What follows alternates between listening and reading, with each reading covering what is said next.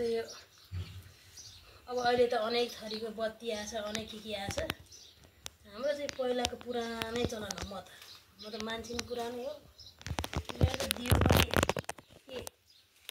भाँडा मात्ने ठाउँमा भयो किचनमा भयो अन्न भण्डारमा झ्याल ढोका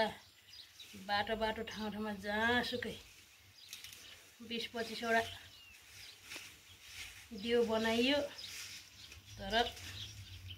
सबै यस्तै गाईको गोबरको हामी त पुरानो चलन हो मान्छे अहिले विभिन्न सामान आछ विभिन्न सामग्री आछ कचडा मचडा सबै जे पाए त्यही जे मनलाई त्यही गर्छ म त गर्दिनँ बाबै भगवान् पुरानो चलन जे छ त्यही हामी पहिला पनि गाईकै गोबरमा बाल्थ्यौँ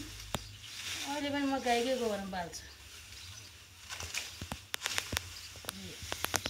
अब अझै ल्याउनु पर्यो गाईको कतिवटा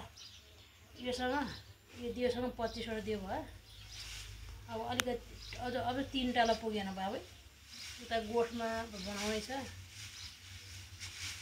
अलिकति पुगेन